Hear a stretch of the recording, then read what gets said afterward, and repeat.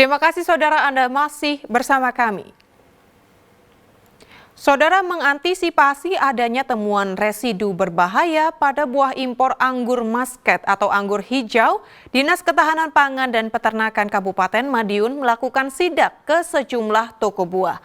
Setiap toko buah yang menjual anggur impor dari Thailand diambil sampel dan akan dilakukan uji rapid test.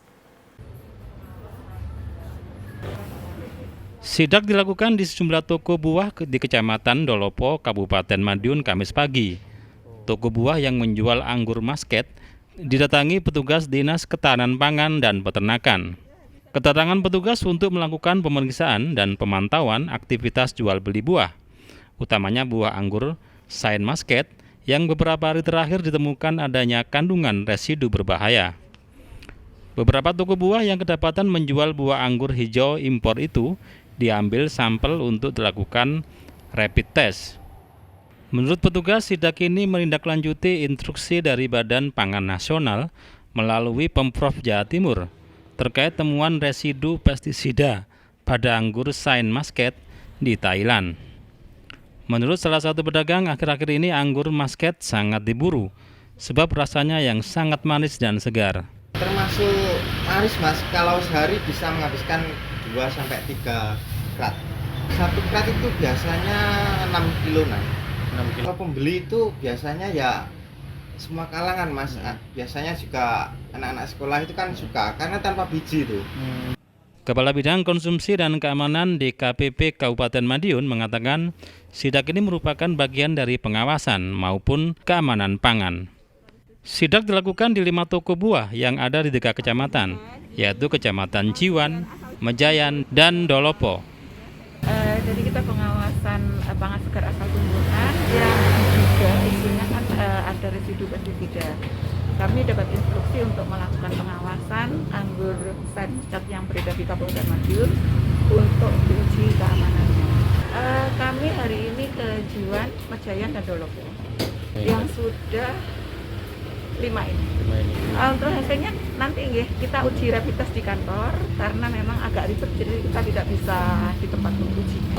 Meski hasil uji lab belum keluar, namun warga diimbau mencuci anggur dengan air mengalir atau direndam cuka sebelum mengonsumsinya agar terhindar dari kandungan zat berbahaya. Dirgo Suyono melaporkan dari Madiun. Saudara, mengaku anggota Intel Kampolda Jatim berpangkat Bribtu, pria warga Gayungan ditangkap Polsek Wiyung, Surabaya.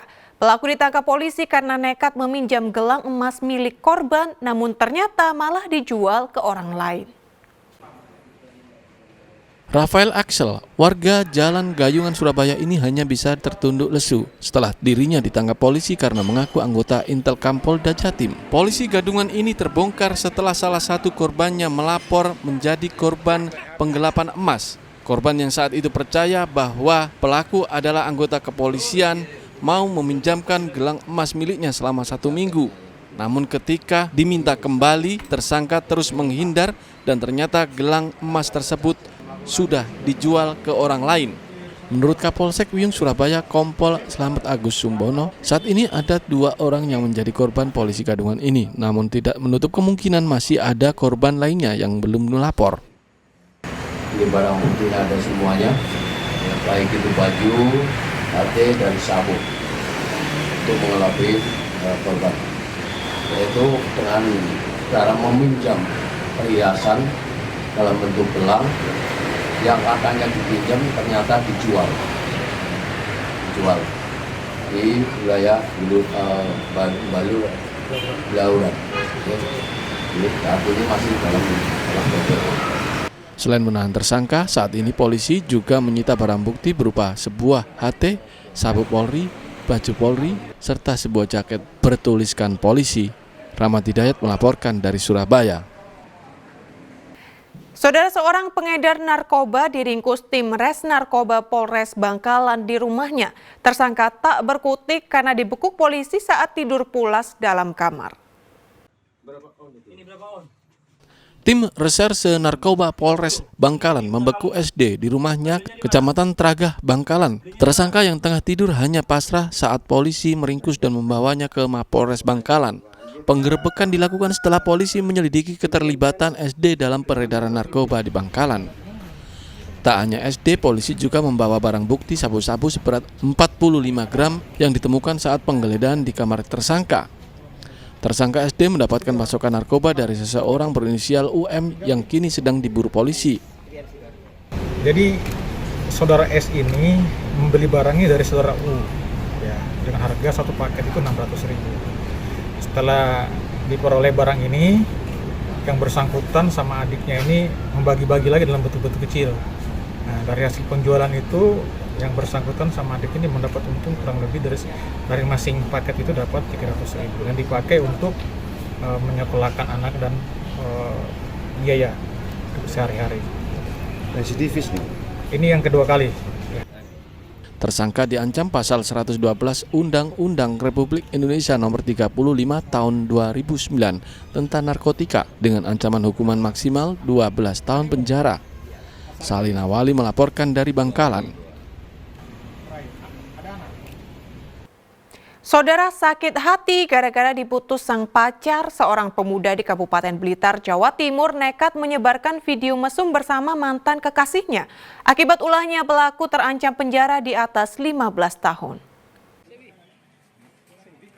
Tersangka penyebar video mesum itu berinisial KB, 27 tahun, warga Kecamatan Binangun, Kabupaten Blitar. Pelaku diringkus di sebuah rumah indekos di Kecamatan Pakis, Kabupaten Malang, usai 2 pekan diburu polisi setelah dilaporkan oleh korban. Pelaku sengaja menyebarkan video asusila tersebut karena sakit hati, usai sang pacar memutus hubungan asmara. Setelah menyebarkan video mesum lewat media sosial, pelaku melarikan diri.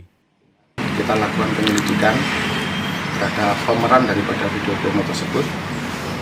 Hasil penyelidikan kita temukan pelaku pemeran itu atas inisial K, ya, K, warga Kecamatan Binangun, Kabupaten Blitar.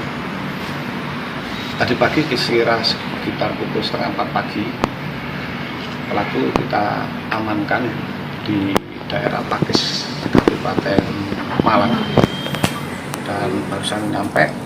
Kemudian ada beberapa barang bukti yang juga sudah kita amankan, di antaranya adalah handphone dan pakaian saat digunakan, kemudian 1 buah memory card yang isinya adalah video porno yang diupload oleh pemeran laki-laki inisial K ini ke media sosial. Akibat perbuatannya, pelaku akan dijerat dengan Undang-Undang ITE dan pornografi dengan ancaman hukuman di atas 15 tahun penjara. Nur Ramadan melaporkan dari Blitar. Saudara, 2 maling spesialis pedagang pasar di Banyuwangi diringkus polisi di tempat persembunyiannya di Banyuwangi dan Nusa Tenggara Barat. Kedua pelaku yang beberapa kali mencuri di pasar berbeda dibekuk berdasarkan rekaman kamera pengawas. Kedua pelaku berinisial AH, 29 tahun, warga Banyuwangi, serta KR, 24 tahun, warga Jembrana, Bali. Tersangka AH ditangkap di sebuah penginapan di Banyuwangi, sedangkan KR dibekuk polisi di wilayah Lombok, Nusa Tenggara Barat. Kedua pelaku diringkus polisi berdasarkan rekaman kamera CCTV di Pasar Blambangan, Banyuwangi saat mencuri di lapak milik Sumini, pedagang aneka kebutuhan dapur. Kedua pelaku berbagi peran dalam melakukan pencurian. Tersangka AH bertindak mengalihkan perhatian pedagang, sementara pelaku lain KR menjadi eksekutor. Dalam aksinya di lapak Sumini, kedua maling membawa kabur uang tunai 5 juta rupiah. Berdasarkan penyelidikan polisi, kedua pelaku sudah beberapa kali mencuri di pasar yang berbeda. Uang hasil curian di sejumlah TKP ini sudah habis digunakan para pelaku untuk berfoya-foya. Modusnya untuk si saudara Ahmad Dahlan ini pura-pura beli. Nah, kemudian si kedut ini yang melakukan mengambil barang. Jadi modusnya seperti itu, jadi pura-pura beli, satunya mengajak penjual berbicara, ngobrol, nah yang satunya ini gerilya. Pada saat pelengah, nah baru dia si kedut itu yang mengambil uang. Kedua pelaku dijerat pasal 363 KUHP tentang pencurian dengan ancaman hukuman 7 tahun kurungan penjara. Taufik Ferdiansyah melaporkan dari Banyuwangi.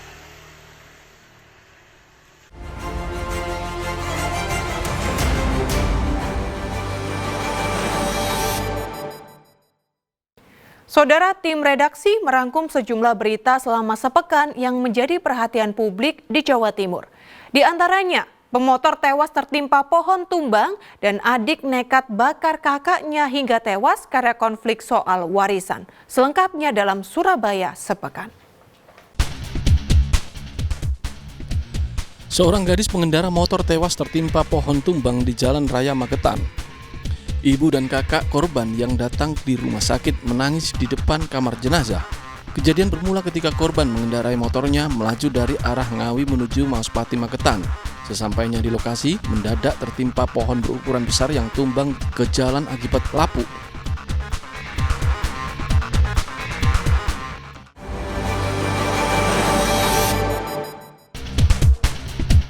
Tim penyidik dari Kejaksaan Negeri Surabaya dan Kejaksaan Tinggi Jawa Timur mengeksekusi Ronald Tanur di rumahnya, Perumahan Pakuwon City, Surabaya.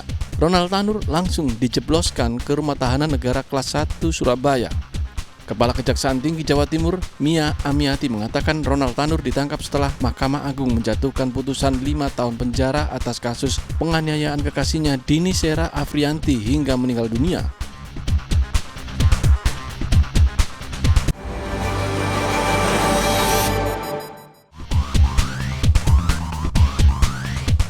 Pengendara sepeda motor Dwi Bayu Saputra, warga Wonocolo Kota, Surabaya, tewas mengenaskan di Jalan Raya Trawulan, Mojokerto.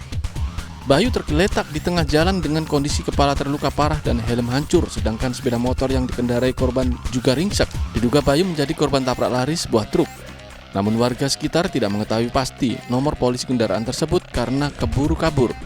Satlantas Polres Mojokerto masih menyelidiki dugaan kasus korban tabrakan ini.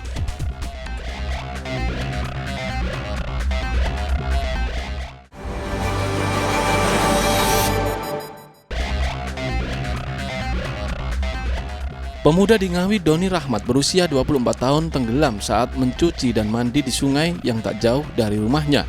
Warga yang berupaya mencari menemukan korban sudah tidak bernyawa di kedalaman 3 meter. Mengetahui anaknya tewas, sang ibu menangis histeris. Karena tidak ada tanda-tanda kekerasan, jenazah langsung diserahkan ke pihak keluarga untuk dimakamkan.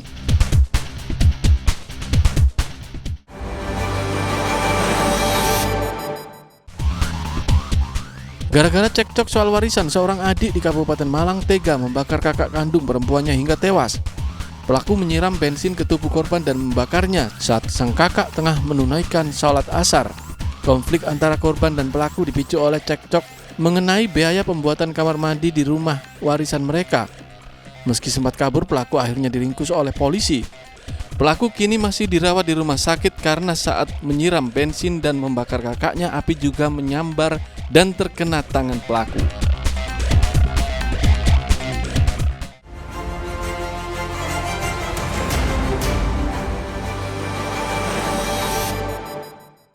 Saudara, KRI Bima Suci tiba di dermaga Ujung, Surabaya usai melaksanakan misi pelayaran diplomatik ke berbagai negara di Asia hingga Eropa selama 90 hari. Pelayaran juga untuk melatih dan membentuk karakter prajurit TNI AL yang unggul, bertanggung jawab, dan profesional.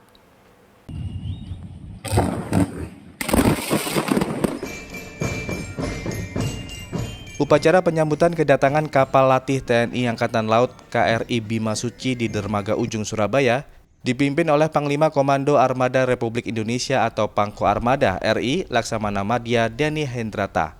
KRI Bima Suci sudah menempuh waktu berlayar hingga 90 hari, mulai awal Agustus hingga akhir Oktober 2024. Selama waktu tersebut, KRI Bima Suci telah singgah di beberapa negara seperti Singapura, Filipina, Kamboja, Vietnam, Cina, Korea Selatan, Jepang, hingga Rusia. Saat sandar di berbagai negara, awak KRI Bima Suci menjalin dan memperkuat hubungan diplomatik Indonesia dengan negara-negara sahabat. Di sisi lain, misi pelayaran juga untuk melatih dan membentuk karakter Taruna Akademi Angkatan Laut atau AAL. agar menjadi perwira yang unggul, bertanggung jawab, dan profesional. Sudah ditunjukkan bagaimana calon-calon perwira Angkatan Laut dididik dengan belayar, turun pun ke darat masih bisa menampilkan yang terbaik.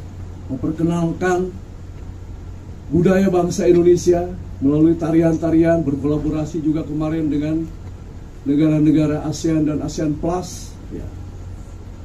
Sepanjang perjalanan juga kalian sudah melaksanakan mandi khatulistiwa, dan ini tradisi di Angkatan Laut.